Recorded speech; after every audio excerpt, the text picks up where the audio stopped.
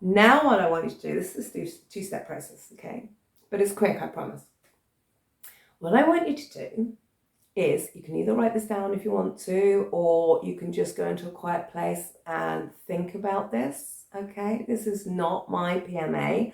I have borrowed this PMA and from a guy who is frankly amazing and has written a lot of books, and I am going to put up the picture of his book here.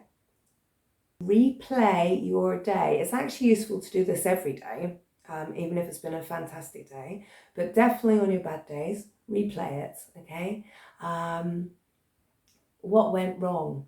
You know, you went to the school playground and nobody was talking to you and you felt rubbish. You felt left out.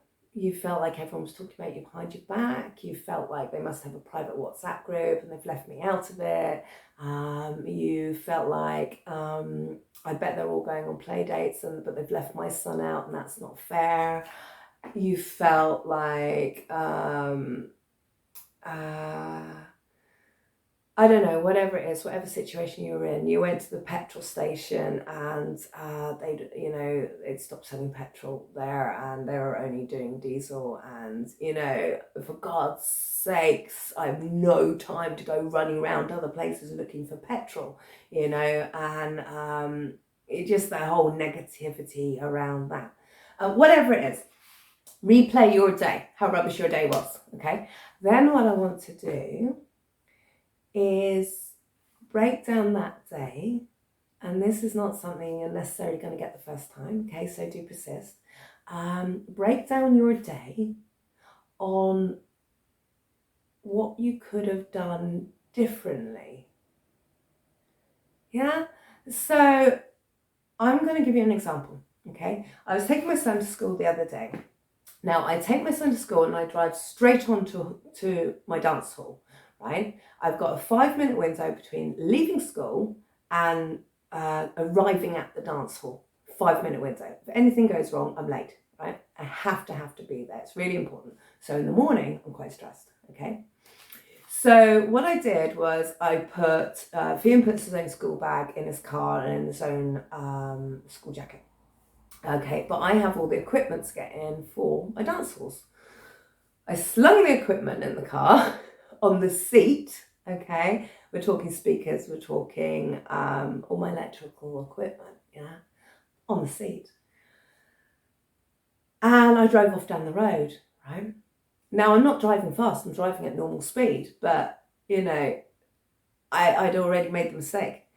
And then this little child was in the islands in the middle of the 2 lanes with his mum. He was about to run out. His mum grabbed his shoulder to pull him back. I emergency braked, right? So I didn't go anywhere near him, right? And my immediate reaction was, oh, for God's sakes, if he hadn't have run out, my equipment wouldn't have fallen off the back seats and now it could be damaged, right? Now my son's listening to that and my son's hearing it's somebody else's fault what's happened to me, yeah? So he's going to go into school, he's going to be in another situation and he's going to go, it's the other person's fault, right? Sat there and I'm analysing it on the way to school. And then I said, actually, do you know what? It wasn't his fault at all. What he does in his life is down to him, okay? He's in charge of himself. But I'm in charge of myself and my equipment. And I know it needs to go in the footwell and it needs to be supported so it can't move, my speaker and my electrical equipment. So if I emergency brake, my equipment doesn't get damaged, right? But because I was in a rush, I didn't do it. See, here you go, I'm justifying again, right? That is why I didn't do it. But even in a rush, it would have taken the same amount of time to put it in the footwell as on the seat, right? Exactly the same amount of time. So that's me analysing my day. But of course, I've been doing this a long time, so I'm doing it instantly in the car whilst I'm driving. And then I'm saying to my son, actually, no, that was my fault. And the reason is I am in charge of my own self. I'm in charge of my own equipment. And if I hadn't have put my equipment in that situation, I wouldn't have potentially damaged my equipment when I had to emergency brake, right? So what I'm saying is, and of course he's then going to go into school, he's going to get himself in different situations. Somebody's going to come over and they're going to knock over his Lego set, and he's going to say it's his fault, he knocked over my Lego set. And hopefully now he's going to start saying, actually, if I built my Lego set on the table instead of in the middle of the classroom floor, that wouldn't have happened. Yeah. So this is not a quick fix. Don't expect your kids to go ABC.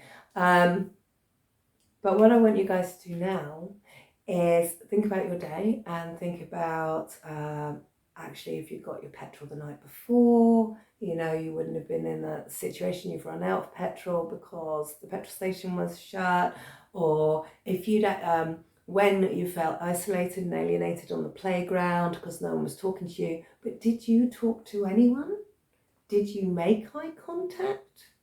Did you try to get involved in a conversation, or were you so overwhelmed and so hurt by the fact you were being left out that you didn't notice you weren't talking to anyone in the first place? You weren't instigating conversation. Whatever it was, try to reanalyze your day, try to swap things around to what could be done instead, okay? And then I want you to keep doing this over the days if you can. You're not going to have time every day, but try to get it done over the days, and it'll get to the point you'll be able to do what I'm doing, that you're instantly analysing, okay, and correcting yourself. And I can guarantee you, over a long course of time, I can guarantee you relationships will get better. And you'll be calmer in yourself, and you'll be more self-critical, self-analytical, but in a positive way.